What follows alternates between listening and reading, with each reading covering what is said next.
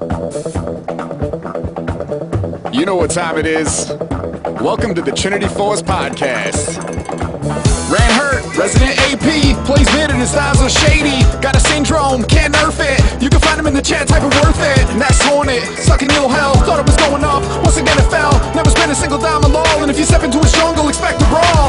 Auslander, math specialist, he's precise and tolerate estimates. The man's addicted by every hero, you can tell cause his bank account's stuck at zero. And last but not least, your host Pornophobia picks an 80 carry and he's on ya. He's got the full mount, ground and pound, don't get excited, it's not as sexy as it sounds. That's your whole team, enjoy the podcast. Put your headphones on, we'll have a blast. We're checking email and Twitter, of course. Just don't ask us how four guys make a Triforce. Hey guys, welcome to Trinity Force Podcast, episode number 33. This is the Goodbye Ranhert Spectacular. If you had listened to us just before the intro, you may have heard a whole bunch of us talking about things we really liked about Ranhert and maybe nothing. Stories. Yeah, nothing at all. And unfortunately, Ranhert has left us for now. He has gone off to do other things. I guess I'm going to leave that to Hornet to really talk to us about why he did it, because Hornet gave him a good send-off the other day. And for all of you that don't know, Ranhert is my best friend in real life. We've known each other for years and years, and he has a growing family. He has a little 2-year-old now, about to be 3, and has another one on the way. Plus, given the fact that he has another one on the way. He has another one on the way. I did not yes, know that. Wow. Ranhert's busy. Well, as he got to tell me the first time that he had a child on the way, is that he was just glad to know that his boys still work. For something that how Ranhert would tell you. But what it comes down to is he only had about 2 hours on any given night that he could possibly play. And due to scheduling and conflicts, if he wasn't able to play with any of us, he just didn't want to play. And, if you don't have enough time to play in solo queue definitely sucks. When you play by yourself and you have to play against trolls and you don't have enough time to practice your craft. And then even then when you get to play with your friends and you feel like you might have let them down. And that's how he felt. So he needed something more casual. I believe Diablo 3 is going to provide that for him. So he's going to go off into a more casual game. He will pay attention to the pro scene of League of Legends just because I think he does enjoy that to a certain extent. But he just doesn't have the time to practice his craft of League of Legends, and this is a time-consuming game. Let's not kid ourselves. So I'm sorry to see him go, but I also completely understand because, in the words of Guile, he's gone home to be a family man. So. It's the way it goes. Yeah, poor Ranhert. I'll miss you, buddy, but he has to go, and we understand. He brought a lot of good stuff to the podcast, though. He's been with us since episode 1, way back in November, and was there through the trial and tribulations of Reddit when we got 100 upvotes, 120 upvotes on episode 2, and then next week we got 10. And I had to listen to him every day complain. I'm like, why does Reddit hate us so much but love us? I don't understand. That's Reddit. Exactly. So fickle. But this week right now, we've decided to bring in, of course, Auslander is here. And Auslander, go ahead and say hello. Hi, everybody. And we decided to bring in Optimus Tom, more than likely the permanent replacement for Ranhert from now on. So, Tom, why don't you say hello and all that good stuff? Well, hello there. Now you have a AP middle that can do stuff. Oh. That's a really Listen, low blow. when I play Mordekaiser, at least I shield someone else. I still have my fingers crossed it's Sotero will accept our invitation and we don't really have to go with Tom. Or Monte Cristo or Bad Administrator. If you're listening, please save us. Listen. Unlike Sotero, I didn't cut my hair and I'm growing out my facial hair. Did you change your lip ring too? Because I think I watched your Indie Zone yesterday and it looked like you had a new one.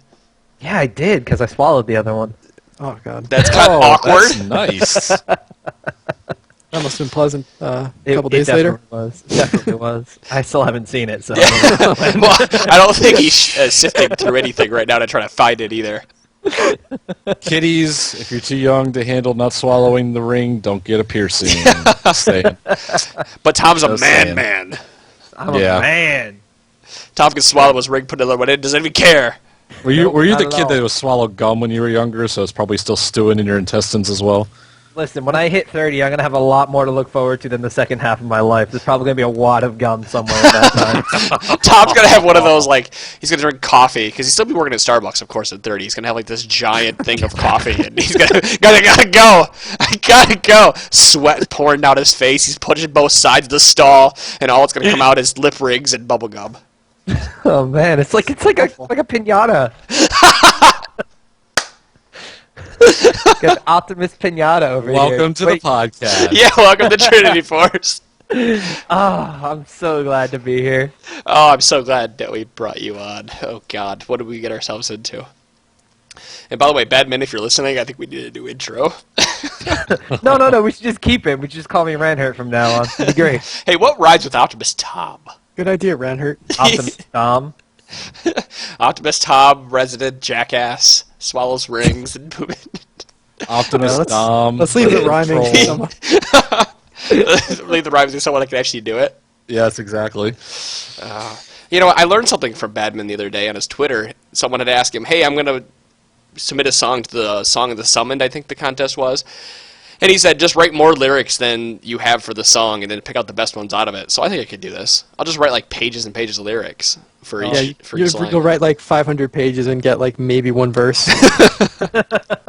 Are you going to say for the mean streets of Kentucky somewhere in there? Like as you try and make these verses? Dude, talking about Kentucky, you guys probably watched my Twitter. My neighbor got evicted the other day and all his stuff is in the front yard. And Good. what is the what's kosher for that? How long do I have to wait before I can go loot what's in his front yard? As long as he's not living in it. Oh, I mean, he can't be. He got evicted. We can live in the stuff that's like. Where is he? That's fine. Like, that is they a can't move the stuff. well. Sunday afternoon, I was outside working on the house, and someone came out to me and said, "Hey, do you know your neighbor over here?" And we said, "No, not really. He comes and he goes." Well, long story short, apparently he's been having issues in the house for a couple years now, and paying here and there, and also marital issues. And he has never been at the house. And him and his wife used to, during the summer, argue with quite a bit. It was actually quite comical because you could open your windows and listen to them argue. I had to call the cops a couple times because it kind of got out of hand. But you can just kind of guess from there how it snowballed out of control. Well, apparently when you get evicted and the bank takes your house back, they just come in and throw all your shit in the front yard. I think it's up for grabs then. Good old Kentucky. Yeah, good old Kentucky. And then Auslander tweeting me the other day, is that going to affect your internet? Well, apparently so, because I can't have cameras this week. And your ping goes back down. You know what? Maybe now that he got evicted, my ping won't be up 100. It probably will, because you'll have like, maybe like 150 less feet of coax on your token ring network. So Token ring, nice. Oh, yeah, so. Maybe we can boot up MechWarrior 2 now that he's gone. Right there, I got nothing. I love this game. Okay, so now that we've roasted Ranhert and talked about my neighbor on a podcast to a couple thousand people, let's move into something about League of Legends. It's a game. What? Oh, is that what this is about? I'm No. trying to remember now. I thought we were just talking about Ranhert all tonight. I'm out then. I got nothing for League of Legends. Tom doesn't even play the game. I haven't seen Tom on in weeks because all Tom does is blow up his computer, almost literally. This is entirely true. I'm no better than Ranhert with computers. I remember, this is going to be like a reminiscent episode. I don't know, it was probably 2 months ago where I said, hey, install this program, tell me what your heat temperatures are. And he's like, oh, it's this high. I'm like, well, you should probably do this and this and this. And I didn't, unbeknownst to me, he had the wrong heat sink on his processor. Oh, that's True. wonderful. Yeah, we did a little research when we're trying to figure out, like, maybe it was the fact that there's no thermal paste on there. Maybe it's just the fan's not working right. Let's look at the fan. So I'm like, all right. So like I look in there in the computer with it still on because I'm retarded. But I like get like the serial number from the fan, look it up, and it's like, oh yeah, it goes great with i5 processors. We're like, wait a second. You have an i7. This doesn't cover your processors. You can see your processor. That didn't tip you off when you could see the processor? Hell no. I thought I was supposed to make sure it was working properly. How else am I going to know? Does the computer like shut down if your fan isn't on right? Yeah, that's why I kept blue screening on. Oh, that makes sense. So yeah, we had unbeknownst to anybody, it was running this way for quite a while, and then finally got my friend Dane up here, and he looked at it, and like he takes the heat sink and the fan off and everything, and he just looks, and there's like nothing. He didn't even have to like clean anything. He's just like, yeah, this is like smooth as a baby's bottom. Oh my god! Probably like 1,000 degrees. And you didn't ruin your processor at all? Oh no, it runs like awesome now. Oh, testament to Intel's die configuration there for their processor. That's amazing. Testament for their blue screening 6 times a day too. That's Windows. Thank you very much. Yeah, blame software for that. All right, I guess we're gonna move in a little bit about League of Legends now, since we're like 20 minutes into the podcast and haven't done anything good. Why would we talk about that? I Because don't do anything. well, we are the Trinity Force podcast, and you know, Tom, one thing about you, we could have never brought you on and actually been a real Trinity Force, but we decided that we wanted a fourth person because it wouldn't be Trinity Force without it. This is true. We were Trinity Force like, for a little. Sorry. Listen. We got like all right, like Forak would be the Fade, and then like Ponophobia, he's the Zeal, and then Auslander is the Sheen, and I'm the Rageblade. You're the recipe cost. You're the rest. Yeah, you're the cost. You're the one that's going to take us down like 7,000. 300 gold, baby. By the way, nobody knows who Forak is. That's just a random person. We don't know who that is. That doesn't exist. He's definitely not in the Champion Spotlight video either. No. Hidden gems of the ggC crew. Oh. Well, so we got an email this week from a listener. I forgot. I think it's the Frozen Swede. Yeah, it was the Frozen Swede. Yes. I was trying to remember. I didn't write your name down in the document. I apologize. But now that I remember, it is the Frozen Swede. It's someone from Sweden that likes us. At DDoS our ggChronicle.com today. And he wants to know, I'm going to try to partially read his email here. He said, just how important is a good team fight composition team match? I'm assuming that's what he means? In a 5v5 ranked? How good is a team fight? How good is team composition, or how much does it matter, I think is what he's trying to get at here. I think how in team fighting, not just laning phase, but in team fight. Right.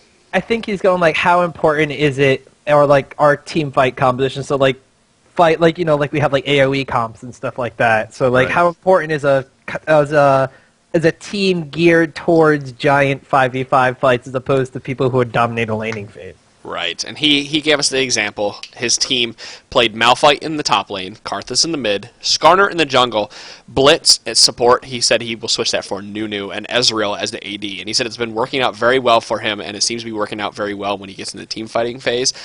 And he wants to know how important is that to have to do your comp around team fighting. I'll take this one first. It is important when you get to the higher levels, and you will actually see it as pro teams draft. They will draft with a specific idea in mind, and I'll recite the one CLG has used for a long time, and that's the poke comp. And what I mean by poke is that they have one really beefy jungler, usually the beefy jungler, up front, and the rest of the characters they pick can poke from very far. Now, the one instance that this may not happen is the support. The support may not be a super poker, but there's usually Kog'Maw blasting fireworks either from the ultimate or having the W for the range to hit from far away. Nidalee usually playing top. The spear just gets out of hand and will chunk, and Hotshot before he changed the jungle was definitely known for this. And mid could be a couple varieties of poke. There's definitely a couple different options there. I think Ahri can make a good one. I think Gragas makes a good pick for that. I can't remember what Big Fat GG played when they did that comp, because I know he had a little variety, and he could actually vary it, because there are a lot of AP mids that actually do have good range. The idea being that with that poke comp, you never actually wanted to get into a full-out team fight. You just wanted to be able to keep them stalemated and eventually poke towers down. And you never really fully engaged until you had them overcommit, and then you just focus on whoever overcommitted.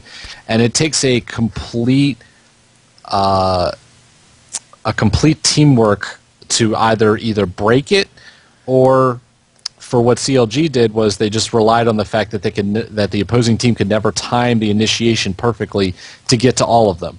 One of the things I know they built quickly was they had a Shurelias on the support, and that way, if they actually were to try and engage them as a full team, they Shurelias their way right out of there and reset the entire fight again. And they could poke and poke and poke, and you just couldn't stick around if you had half health, because you could potentially be poked down that quickly. You get one spear, a couple fireworks from Kog'Maw, and you were down. So there's a lot of that's just one example of a team comp that really works and really keeps people isolated. So there are other examples as well, but it does work, and I can see how your team composition in particular. Skarner can isolate one particular AD carry with his ultimate and be tanky in the front. Malphite can initiate on multiple people, and especially when you pop him up and then let Karthus just have his AoE right in the middle of wherever you popped him up, and then Nunu with an ultimate that not only slows everybody down but then damages them at the end. It's a nasty little combo. So I can see how that really worked well, and I can see why it continues to work for you guys in particular, because you have strong laners, but you also have strong synergy when it comes to a big team fight. Mm-hmm. Another good example is this last week in MLG Anaheim, where TSM had their TeamSpeak looked in on really quickly, and everyone has seen the YouTube video where they had to cut it away because they are screaming obscenities like crazy to each other. But they were talking about it in the last pick. They had a Kennen already picked, and the last pick for Dyrus was his top lane. And they go, why don't you pick Kayle? Kayle can ult Kennen when he goes in, popping his ult, so Kennen can't die, and then so Kennen has Zhonya's to use after that. And that's just another example of working your team comp around another character. To get in there and really do the damage and everything for you. And kind of moving on to your second question here, he says that it's been working great at 13. He's been playing at about 1350 elo. I'm assuming ranked 5s, which is pretty good, because the top in the world are about 1600 right now, on the U.S. service at least. And he just wants to know why other teams don't use this exact combo. And I would say it's not because they don't want to use that exact combo. It's just it's harder to get those exact characters all the time. Karthus seems to be one that's either picked or banned quite frequently. In Malphite, you're never going to get all 5 people together, because at the top ranking, at 2500 elo, I think these guys are solo queuing, the support does not hug the AD carry, or the people, they don't all stand together. So Malphite's ult, I look back, and M5 played CLG EU last week, just the week before Anaheim, and they played Malphite in the middle. That is, Alex Itch played Malphite in the middle, and he used his ult to escape more times than he used it to engage, because there was never a good spot to actually engage with his ult. So Malphite's ult has never been it's a great engager in solo queue and whatnot, but I've never seen it great in teams that know what they're doing. I will say that it is good, better from top or jungle, in my opinion, having watched it. And actually, I will say that Malphite had a very good success rate. I want to say it was something like 16 out of 21 games where Malphite was picked in the game. He won the game in LLG Anaheim. So it's not to say that his ult doesn't initiate well, because I think it does. But I do think in my opinion, it's sneakier out of the jungle to come in and be able to use the ult when you want to. A lot of times I've seen the ult actually go either to get on a carry in the back, or to actually finish off somebody that's being ganked. Sure. Those two things seem to be more common in what I've seen for how Malphite is used. But the other part I wanted to talk about was, to go on your other point, Kayle was picked a lot of times by Dyrus for Team Solo Mid so that he could ult Karthus. So Karthus just gets right in the middle of the fight and then gets, invincible and, keeps dealing damage all around his AoE, which was getting to stupid levels if you stood in it. And, that was another example of T-fight composition of Kayle kept winning games for TSM. I think they lost one game where he played Kayle, because that synergy in team fights was just really ridiculous, plus the fact that his laning phase was really strong, and I think Dyrus proved that. So, there's another example of how team composition really works well. And you have to keep thinking about what people's passives are and whatnot, especially Karthus, because if you can ult him and he's running through the team fight, say he's invincible, he's doing all the damage with AoE, and as soon as he dies, he's still doing the damage. Yep. Karthus is not out of the team fight as soon as he dies, for any of those who don't know that. So that gives Karthus, he's in the team fight for an extra, 3-4 seconds that he wouldn't normally be, and his AoE damage is just doing chunks and chunks and chunks of your life every time. So it's just a fantastic thing to build your comp around. Speaking of compositions, last week Holy Spork had wrote one about, now it's escaping me. Does anyone remember what exactly he wrote about last week? On ggChronicle.com. I know it's a couple of team compositions, and I think he's wrote 2 pieces. He's got one coming up about Poke comp. I know he's got one out about AoE. Yes, that's what I was looking for. Yes. Yeah, the AoE one was definitely very interesting, and because he gave examples of how you can build AoE team comps with different positions, and I think if you haven't seen it yet, check it out on ggChronicle. And it's a great read on different positions can pick different characters and what characters would work for an AoE comp in this particular case. And I think he brought out some different characters that not everybody agreed with, but if you thought about it, you could see what he was thinking and how it put together, and you can form your own opinions and definitely give us feedback. I know Holy Spark was looking for feedback on, as he put it together, and he said, look, not everybody's going to agree with me, but when you see my reasonings, I think you'll see what I'm looking at. Right, he had a Ziggs one, for example. Right, he had Ziggs. I think he had Alistar was also one that was, does that make sense? And what he was looking for was he's looking for a pop-up of multiple people, which is similar to a Malphite alt with Alistar's Q, but it works out for what his composition was and how he was thinking about it. So, you can look at that and check it out. Check out the articles that Holy Spork has done, because they're very insightful and very interesting, especially for you, Frozen Sweet, because I think you'd be interested in seeing that.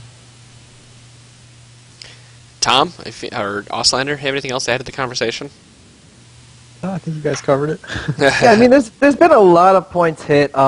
The one thing is, as you guys touched upon before, you're not always going to get all those champions in a match. And on top of that, when you get to higher levels, and especially in pro play where the teams know each other's weaknesses and strengths in and out, they know that if someone's going to pick a specific champion, that you can actually kind of put them in a trap and you can counter-pick them later on. As you said, we saw that when Dyrus was last picking his top lane, so he could counter the opponent's lane as opposed to being countered himself or having to pick a relatively safe choice. They kept banning out his Vladimir, so then they were trying to bait him into, well, is he going to pick Kayle? Is he going to go Jax? Could we see, Dyrus Olaf? What is he going to do? And the teams, for a couple of games, are kind of picking around him because of that. But I believe it was in the final match. I don't want to spoil too much saying who won and who didn't. By now, a lot of people know anyway, so it doesn't really matter. But in the final match, I believe Dyrus, his last pick was his top lane, and if I recall correctly, at level 1 there was a fight where he busted out at level 1, he just took down the top laner 1 versus 1 because he had the upper hand in that matchup. Mm-hmm. So a lot of the team composition really gets down to, especially at the pro level, who knows what team and what not, whereas at the ranked 5s ELO right now, 1350, it's really good, but the thing is, these teams, you're not playing each other on a consistent basis. You're getting matched up randomly, and maybe you see a team you played once or twice before, but you don't have the foresight on your opponent to know, okay, well, this is what they're going to do, and this is how we're going to pick around it. So when you do get to lock in your team composition and the enemy team may not have faced it before. To be completely honest, in solo queue we see a lot of Skarner jungles, but in the professional level we don't see Skarner at all. So there's some... Not recently.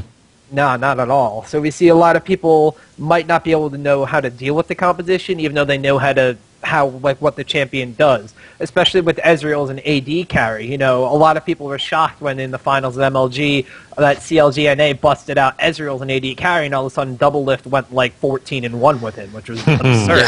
So, a lot of people don't necessarily know how to play against the champions is one thing. Another thing is, with the whole team composition and everything, you could get your champions and you know how to play them. That's basically what you do. I guess this is really prevalent in a lot of qualification matches for tournaments. I know IPL is doing this right now. MLG is going to have a spring arena. We've had plenty of tournaments in the past where, you basically see the unknown team come in against the well-known team, and the unknown team has 1 or 2 champions that their players can play very, very well, so they pick them. And then the opposing team just well, you picked Mordekaiser in the middle. I'm just going to pick an Ahri or somebody and dance around you all day and, you're not going to be able to do anything about it. And let me say this as well.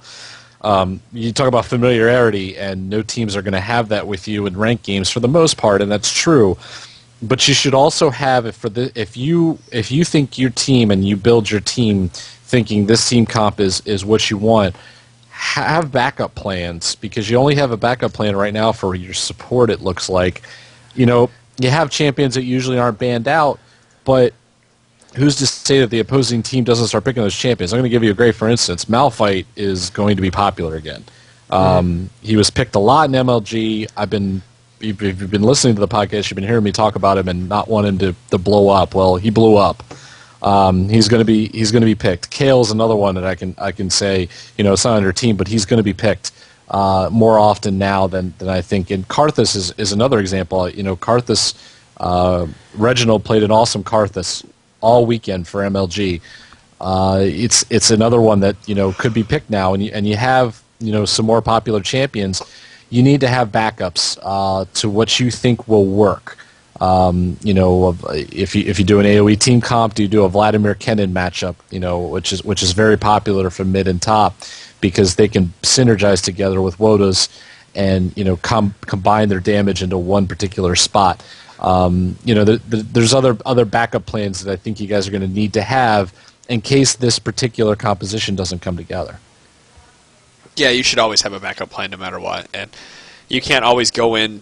I mean, you can go in saying we're going to play an AOE comp right now, and if that's the case, you need to have a backup champion to be able to pick for it. But you need to be able to try not to show your hand early either. And I think that's one of the big things that a lot of people forget to do.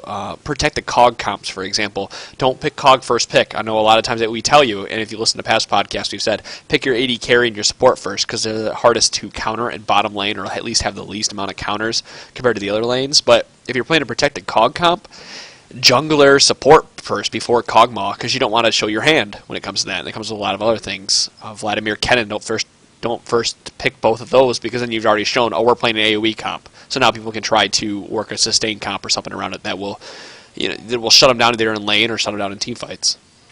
Yeah, I think first picks, for the most part, were either who somebody thought was an overpowered champion, which I think Nautilus and Urgot were kind of on that list among the pro players in MLG this past weekend.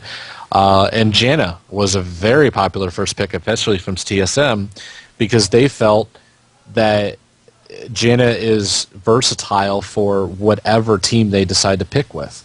And that Janna works with every AD carry that, possibly the Chaos could choose. So, you look at it that way of they never showed their hand. They still had options, which is one of the biggest things. You've got to have options to go with when it comes to picking, in drafts, and especially for ranked teams. So make sure you build another option. I wouldn't even put it past that. You design maybe a second team composition that's different than the one you have now. Just to give you, for instance, if you build an AOE team comp, those that know a smart jungler will pick Maokai, because that ultimate is one of the best counters to an AOE team comp. If it's thrown in the right position, in the right area, and all the AOEs hit that specific spot, look for it. It's an interesting counter that comes. So. I'm sorry, I don't mean to not be listening to what you said, but I just got a Skype call from Bad Administrator, and he sent me a new intro for this week. Wow, really?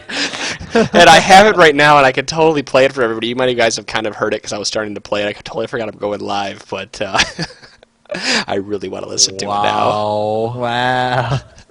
Badman OP. Thanks, Bad Administrator. I really hope that you could rhyme Tom with screw off and die or something.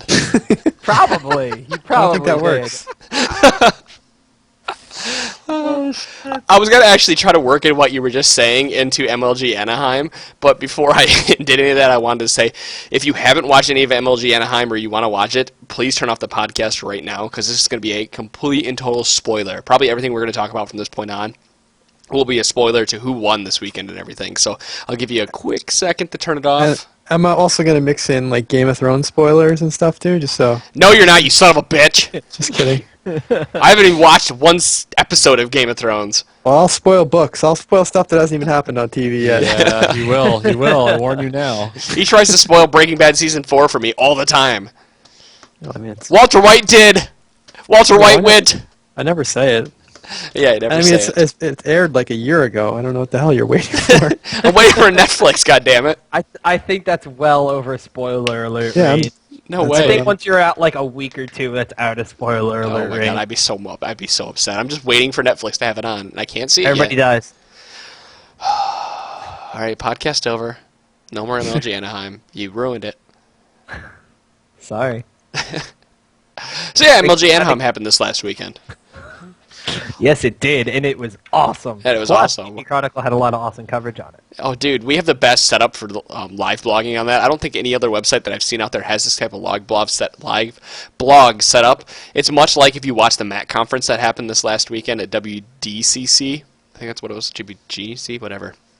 And you just sit on the page and it just automatically pop up there and say, hey, this happened. At this time, this happened. Here's the score, and you don't have to refresh your page. I'm so excited about what we have on ggChronicle right now. So, if you are stuck at work and you can't watch the stream during a major tournament, just go to ggChronicle.com because we have live blog coverage all the time from most tournaments, and specifically the awesome Taiwanese tournaments have been going on with the Green League and the Taipei Assassins and whatnot. We have Obscurica. He's been doing that, and those have been some great matches. And we're really hoping to get some of those guys around for potentially the next GG Classic when that does come around. We're trying to get the Taipei Assassins, but I'm not sure based on the league if they'll be able to come. But it would be very interesting to have a lot of those Taiwanese teams come in here and play. Anyway, back to MLG Anaheim. Hold on. I wanted to pile on that 1 second. Yeah, go. The live blogging was perfect for me.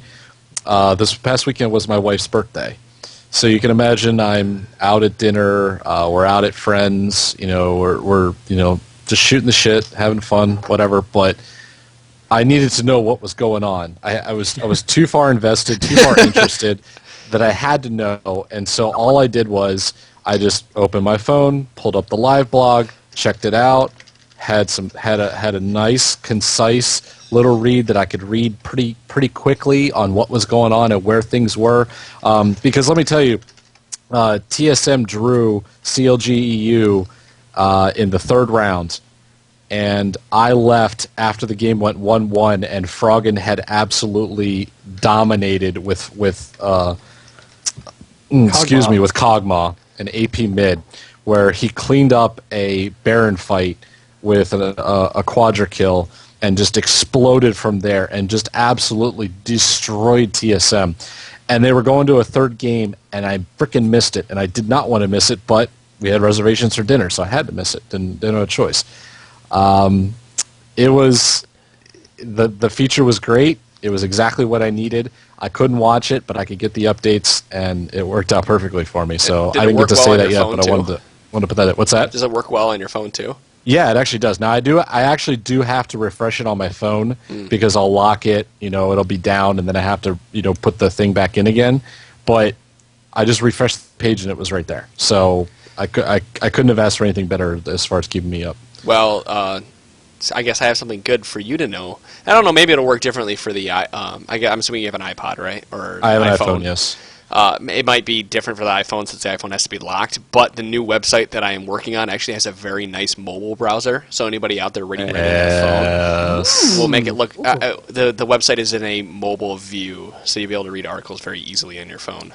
ggChronicle app will be the next project that we need to get our butts into somehow. I'm just saying, because if we have an app that goes into phones, either Android or iPhone, that lets people, have a synopsis of what's going on with the esports thing. Oh my God, live blogging dude. from an app. Yeah, I think that. Yeah. We'd make so much money. Everyone would pay $1 for that, right? I think everybody would pay $1 for that. I think even the free, free with ads. We could have some people who would be very interested. It's from advertisers, so Well, I guess if you're listening to this. Yeah, hey guys, if you're an Android or iPhone developer, info@ggchronicle.com. I'll take care of you. Yes, absolutely.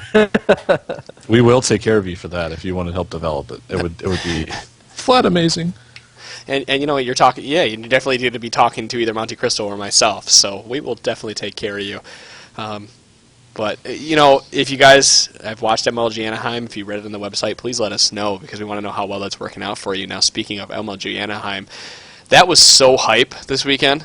The crowd was fantastic. The games were great. I watched all of Friday night until I passed out I passed out about midnight, so I think it went till 3 a.m., but I watched. I was awake. Yeah, I watched from when it started till about midnight, 1 a.m., and then got up and watched a few of the games. I didn't get to watch the finals, but I watched a few of the games like Saturday, and all the games were great. And actually, for me, the most fun I had watching was Team Marn versus Team Redact, because I'm trying to live blog this on a single monitor, and I couldn't keep up with the number of kills that were happening in the game. I would live blog a kill and come back. Amount of kills. Yeah, and there would be 2 or 3 more, and I literally said at one point, "Too many kills, need to switch computer." Let me also say that I know Optimus Tama and I were both up for the entirety of the finals because they were so gripping to watch. Everything from, the fact that you thought CLG was done to them making a huge comeback to send it to a second set to then TSM in the final game takes this huge lead and are about to do Baron and slow as shit Nautilus from Hotshot GG just comes strolling around the corner of the Baron pit and Smite steals it. I could not believe it with my own eyes that I saw it. I couldn't believe it happened. It was absolutely epic when it did. I know I was paying attention to Twitter and just watching it. It was those are some of the best games that I can remember. Just for the sheer fact that the games kept going and you almost didn't want it to stop. I almost wish that CLG and TSM had played a best of 5 at some point, and I also wish that TSM and CLG EU had played a best of 5. Not to mention CLG NA versus CLG EU. Not to mention that matchup happened as well. I also want to talk about Sushi gets kicked out of Fnatic, and Fnatic makes a pretty decent showing at this tournament. They definitely surprised some people. Their new addition of Soaz really, I think, made a difference. This is good for them. I was impressed. I'm impressed they made a comeback. I was also impressed with Dignitas for a good while making it. The number 1 and number 2 seeds actually went to seeding, which the way the seeds were, it didn't seem like that could actually happen, and there might be some good upsets. But the bracket actually went as expected for a little while there. You can't really count out teams like Orbit and Team Dynamic either. Like Team Dynamic, I think they only lost to CLG, and then CLG beat Dignitas in the losers bracket. So Team Dynamic got what is that, like 4th place overall, which is the exact same thing they did at IPL 4. So like those guys are like 17 years old, 16 years old. Like when you think about like all these pro teams, the guys don't really get older than 21, but like at this point in time, like I think Nintendude is like 17, and like someone else on the team is 16, so they're even younger than Voyboy at this point. But they took 4th place in a competition between some of the best like North American and European teams. I think Orbit lost out to, I don't remember who. I think they lost out to Dignitas, and like they got they got into the top 8 too, and it was very, very impressive considering teams like Curse NA and Curse EU didn't even crack the top, and there were a couple upsets in there and a couple very impressive team showings, but I don't know. I think Team Dynamic overall really, really impressed me the most. Unfortunately, I didn't get to watch any of the Team Dynamic. I wish I could really comment on that. I think I only got to watch Dignitas and Marn and anyone else who played on like Friday night, a little bit of TSM, and then of course the CLG EU matches and whatnot. Now, I was talking about Friday night. Was it Friday or was it Saturday? CLG EU and TSM. I don't remember which day it was. That was Saturday, I believe. It's Saturday. They blurred together. I'm trying to put my house together and watch these matches at the same time. I can never remember who played, but those are some of the best gripping matches I've watched. And Froggen's Anivia, it's just crazy. If you ban out his Anivia, he picks Kog'Maw. If you ban out his Kog'Maw, he picks Anivia. Well, I mean, what can you do against him? He's just so good in the middle. And the funny thing is I'm not even sure you got to play Cassiopeia unless it was in a game that I didn't see. But because it's funny because a lot of times when you scrim against CLGEU, and I've watched it many times, they'll ban Anivia, Cassiopeia, and then he'll get Kog'Maw. Or they'll ban Anivia, Kog'Maw, and he'll get Cassiopeia. And don't forget his Ahri, because his Ahri is flat out ridiculous too. He is not somebody you don't have enough bans for him, is what it comes down to. He has 4 really strong characters, really strong champions that he can play mid. That you don't want any part of any of them. It's really, really sick if it's a tough matchup no matter where you're going to play. And I think when TSM finally got down to it, I think their bot lane ended up being a big deciding factor. Dyrus kept Wicked under control, and Odd One just kept camping, mid and top as much as possible. They were just trying to minimize how much effect Froggen would have in any particular fight, making sure he didn't get kills, because as you saw in the second, if you get to see it, the second game of that matchup in the winners bracket, when he got a couple kills on Kog'Maw, he just rained fireworks on and to get kills from so far away, it was ridiculous. Like, you were a sniper target for him if you were anywhere close, and he could literally predict your movements with such precision. I was so impressed with how he just. Oh, I know. I forget who it was, but it was somebody outside the Baron pit, and Baron was already down, and literally he shot a firework on the other side of the tri-bush, caught him. Their vision was then brought up, and so then he just kept following and kept predicting exactly where you go. I think it was Odd One, as a matter of fact, and Odd One kept trying to dodge it and just couldn't do it. Like, they were so well positioned for where he was going, Odd One couldn't react fast enough to get away, and he was killed. It was just crazy. Pinpoint accuracy. Do we know if he plays with smart casting on that? No, he definitely normal casts. He definitely normal casts everything. Yes, he does. Oh, really? He does. He normal casts everything. It is crazy too to watch it.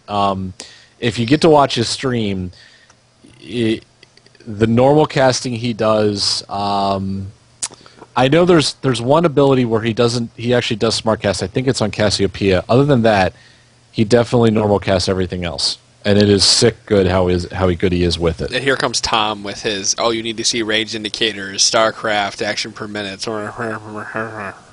Yeah, pretty much. Froggen's the best player in the world. Jesus Christ. You know what? When we have Odd One on, I think we have him on about 2 weeks now, assuming he makes it around. The first question I'm going to ask Odd One is how strong is his back and what exercises he does to keep his back so strong. First question's coming out of my mouth for that guy.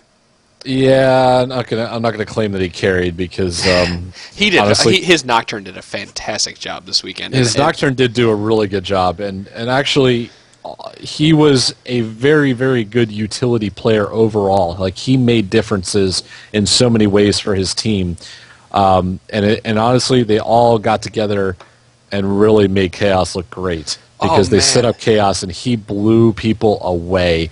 One of my favorite parts of watching the two sets between CLG NA and TSM was the fact that the bot lane interactions were crazy. They were absolutely nuts.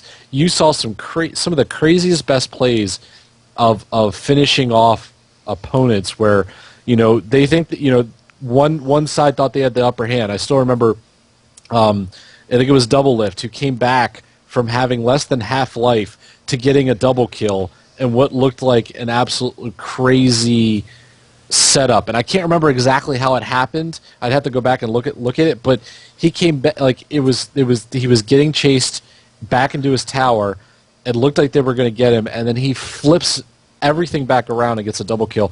And then the other way it happened too, where I think it was Chaos who was actually running away, goes into the brush on bot lane, is getting also visited from, I forget what hotshot was playing at the time, and ends up flipping it all back around with the sliver of health. I want to say he had 50 health left, and getting a double kill out of that. It was that kind of crazy good plays that you saw from MLG that just made it great. Like, you knew how talented the players were that you were watching because of some of the great plays they made. Oh, so they've been watching my stream. and watching my bottom lane play. Yeah, how's that challenge going? Has that even gotten off the ground yet? I mean, No, because I can't get anybody around to do it. I'm just wondering how your ego's doing, because it's going to get pelted pretty hard when my ego's fantastic. either Holy Spork or somebody else comes in and just absolutely destroys you in this contest. My ego's fantastic. I play a fantastic bottom lane. Yeah, that last game tonight. That last game we just played, sure. I want you to go look at that Misfortune game I played, Duroslander. I want you to look at that hard log. 14 kills, 2 deaths, and a whole bunch of assists. And the 2 deaths is because I got a little bit of Ranhert syndrome in me. That was my game. I played it. A little bit of Ranhert syndrome in you? Just a little. A little. Who's Ranhert? Yeah, who is Ranhert? What's a syndrome? Oh, sounds like a douche, whoever he was.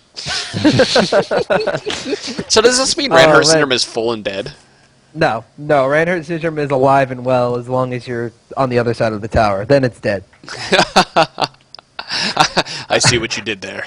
All right, I have to Optimus Troll point something out for you guys. Key highlight point of MLG Anaheim this weekend was the addition of Ionic Spark into solo top and jungle Shen builds. I actually thought of you, Tom.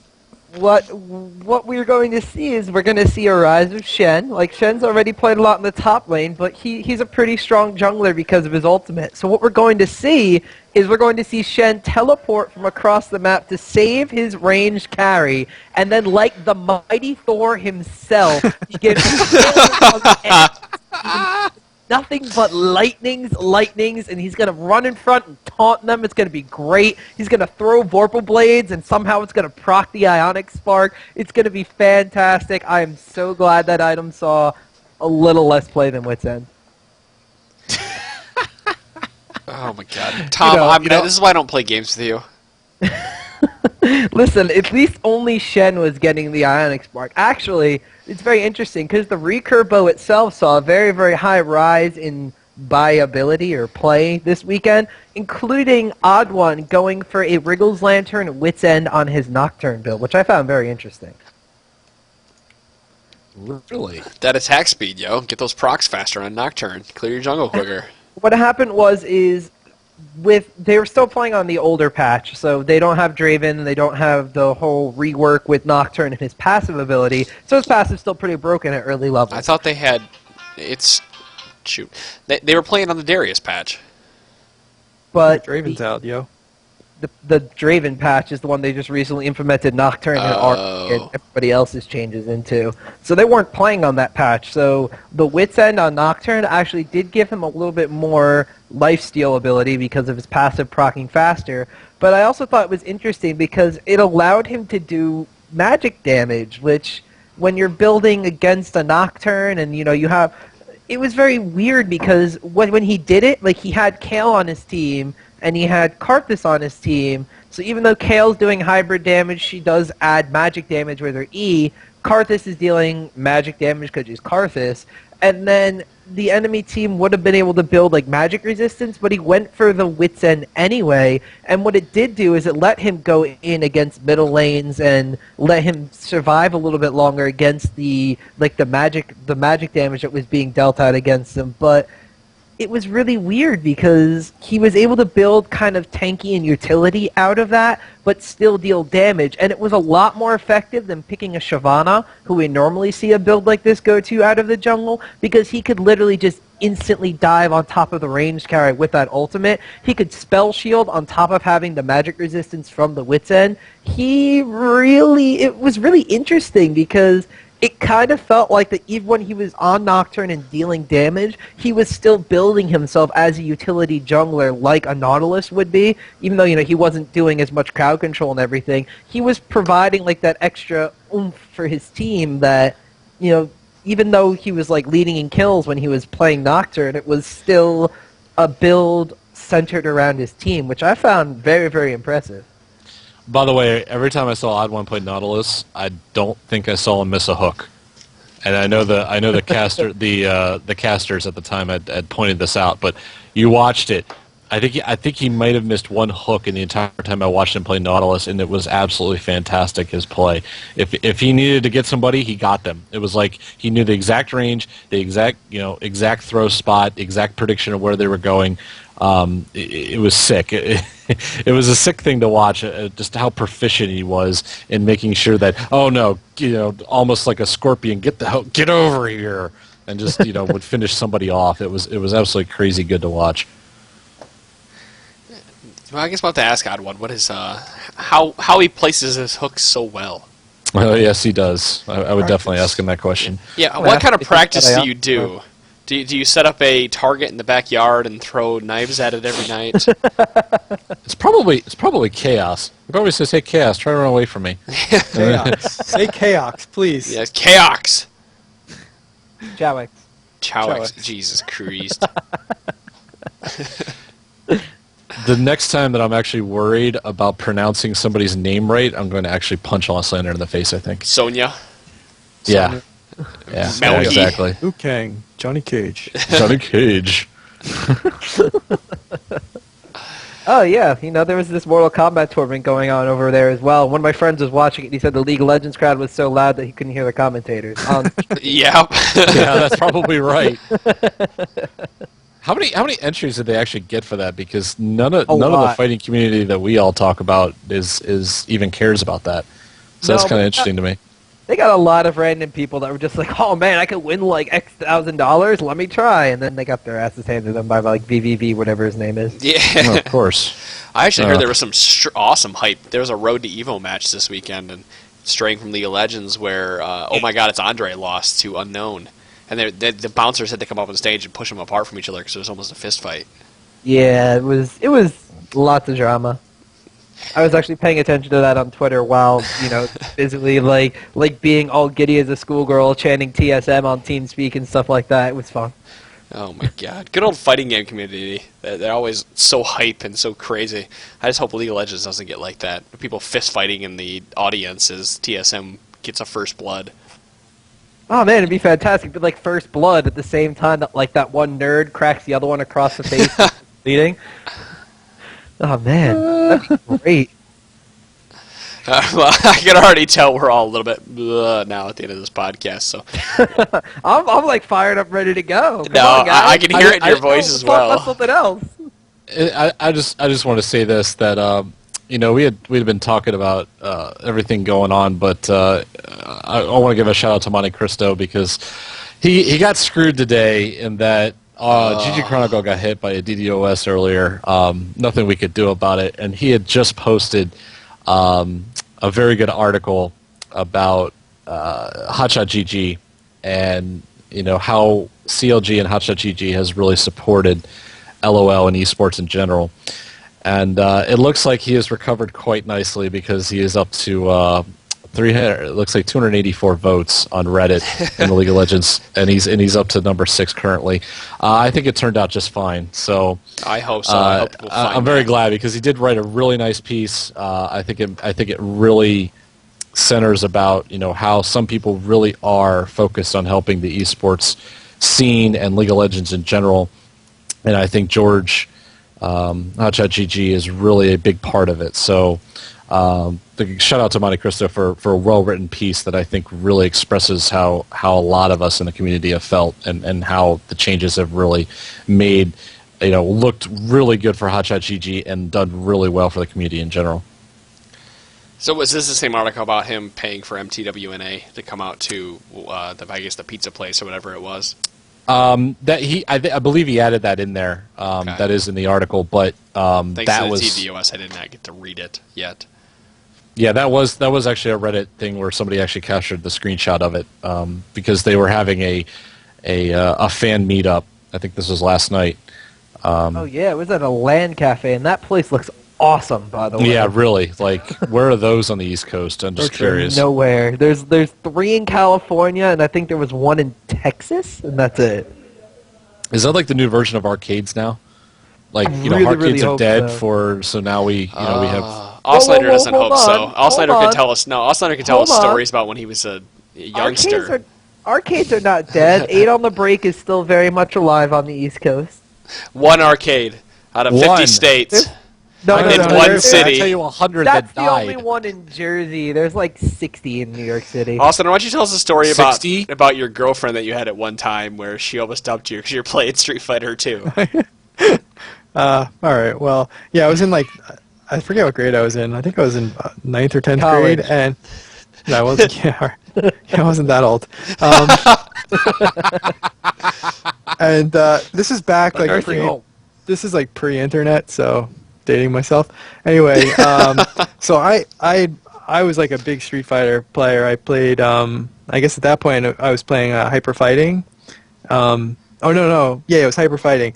So so like games would just show up in the arcade, and I would have like no idea a new version was coming out. So we used to go to lunch at this bowling alley by my high school, and I went in there and walked into the arcade and just figured out I'd play whatever Street Fighter, and Super Street Fighter was there. And I had no idea that they were even making another Street Fighter, and then there was like 4 new characters. So I was like, oh my god, I have to play. And girlfriend was like, like, oh, let's go get something to eat. And I'm like, I have to play Fei Long. I'm sorry. Like, I'll see you after school. So yeah, that was pretty much the end of that one. You can see Outsider getting pulled by his water. Get off, bitch! I'm trying to do curl circles. There's a black guy that does dread kicks. I can't leave. I gotta charge for 3 seconds. Get off! So yeah, that was Man, I could see Oscillator going through the halls of his high school, checking the soda machines for spare change so he could go to the bowling alley afterwards and play Street Fighter. Oh, are you saving up so we can go out to eat? Fuck no, I'm going to play Street Fighter. Hey, will you drive me there? I don't have a car. Yeah, that was like pre having a job, so I would just get like an allowance, and I'd get it I think on like Thursday, and I would spend like every cent like on Thursday. So and it was like every 2 weeks. So yeah, I'd have like no money for food or anything for 2 weeks. Just like, well, I had a fun night playing Mortal Kombat, Street Fighter. Oh man. Oh man, This is when you had all the girls to choose from, right? This was yeah, his he could go prime. over the champion select at any time. That's right, because when you were the dominator at the arcade, man, you got all the ladies. Yeah, I remember one time at lunch I won 23 straight matches in Mortal Kombat in 40 minutes. It was Mortal Kombat 2. Pretty 23 straight matches. yeah, in 40 minutes. Oscillator's claim to fame. Your Sub-Zero so good. Oh baby, I'll come over there. I played Katana, so. Anyway, I'm sure everyone cares about 20-year-old fighting games. Well, apparently MLG does. Yeah, no. No kidding. Well, I was playing Mortal Kombat 2. What are they up to, like 9? Yeah, well, like there's like no Mortal Kombat that should be written down between like 2 and 9, I think. Well, you don't like Ultimate Mortal maybe Kombat 3? 3 was good. Oh, the Ultimate 3 was okay. I played Ultimate Mortal Kombat 3 in the Sega Genesis. We played a lot of 2 where we made up our own rules. I'm sure everyone remembers playing their games and making up their own rules. You can't use that move more than once because it's cheap. Because no one knew how to block. Like I was like throwing in Street Fighter back in the day. I remember like almost getting to fist fights because of like block throwing. Oh yeah, because if you did a crossover kick and you could immediately throw and there's nothing you could do about it in certain cases. I still remember that little glitch in the original Street Fighter 2. Yeah, I remember there was like a guy that was probably he seemed old at the time. He's probably like 20 something, and I was playing him in Street Fighter, and he tick through me, and I got so pissed. I was like having my friends like, I might fight this guy, so Hold him back! Hold him back! so get ready. So yeah, it just degenerated into like tick throwing, and calling each other cheap and stuff. It was just awful. Hold my varsity chest jacket. Things are gonna get ugly. And then fast forward whatever until Street Fighter 4, and that's like my main offense stuff. So Yeah, right. Just tick throw everyone. That's like one of the first things they teach you when you're playing the game. Yeah, just tick throw. Don't even do any other moves. No point. All right. All right, guys. League of Legends. League of Legends. Enjoy Well, the League of Legends is great. Next week we're going to talk about Primal Rage and Killer Instinct. We tried to play Primal Rage back at season beating like 9 or something. Stop. We're not going there. That was awful. Anyway, Yeah. guys, why don't you go like us on Facebook? We're ggChronicle on Facebook. You can find us there. We already have 15,000 or 15,000, 1,500 of you on there. So if you are there, actually, I was supposed to give away some $10 RP cards today, and I was kind of out of the office. So tomorrow, when you listen to this podcast, I'll be giving away the $10 RP cards, as well as we're having a $25 RP card giveaway. I'll probably give it away on Friday. Get people to listen to this podcast so they can go like it. If you haven't already liked it, facebook.com/ggChronicle. And please, please, please, please, please go find us, Trinity Force Podcast on YouTube. Go and rate us. And give us whatever you think we need. We like 5 stars, of course. Give us a great rating. Talk about us. Say how much you like listening to us. And just like the Frozen Swede did earlier, if you guys have a question, if something happened in a match, if you have a replay you want us to see, anything, go ahead and send it to us. Feedback at trinityforcepodcast.com. We will take a look at it. We'll talk about it. Everybody in this whole podcast crew will love it. And if you haven't already, go find Ranhert on Twitter at Ranhert. That's RANHERT, and tell him goodbye. We will miss him very much, but Tom seems to be our replacement from now on. He fits very much well into the group. So thank you, Tom, for joining us this week. Unless